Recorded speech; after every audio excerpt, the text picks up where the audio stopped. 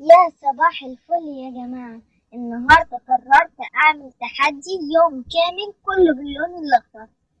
في البداية كده لازم ألبس حاجة شيك كده ولونها أخضر عشان الفلوج يبقى كامل، وننزل نجيب حاجة لونها أخضر مع بعض عشان نعملها النهاردة للغدا. أول حاجة وصلنا أهو السوبر ماركت، ونبدأ نملى العربية بكل حاجة لونها أخضر، ومعايا دلوقتي الخيار والجرجير. ولو في أي حاجة تانية لونها أخضر اكتبولي في الكومنتات ممكن أجيب ايه. وادي الأكياس كمان عشان تبقى كملت بالصدفة كمان لون أخضر عشان يومي يبدأ كله أخضر في أخضر. وصلنا البيت ويلا بينا نبدأ. أول حاجة نعملها السلطة الخضراء بتاعتنا كلها أخضر في أخضر، خيار وفلفل رومي وكزبرة جرجير ليمون أخضر، وطبعا مننساش الطبق الرئيسي بتاعنا شوربة ملوخية خضراء، ودي أحلى أكلة أنا بحبها. أكل صحي 100%، كله أخضر في أخضر، وحلاوة السلطة وطعم الملوخية. أكلنا وخلصنا، يلا بينا نفكر مع بعض ممكن نروح مكان ايه كله أخضر في أخضر. الحديقة كلها أخضر في أخضر. يلا بينا نشوف يومنا هيبدأ ازاي.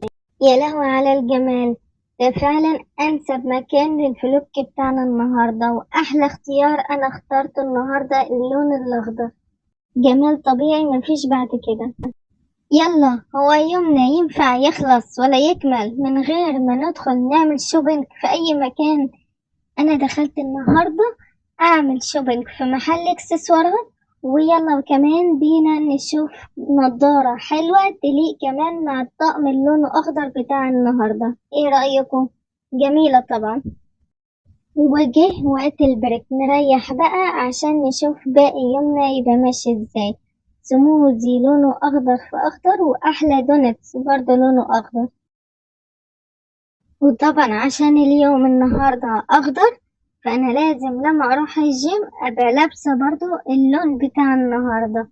ايه رأيكم؟ مفيش أحلى من الرياضة.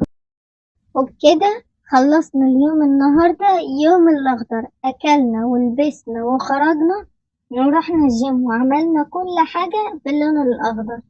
اليوم فعلا كان ممتع جدا. اللون الأخضر مش بس لون، ده مزاج كامل. استنوني في تحدي المرة الجاية، يمكن أعمل تحدي جديد.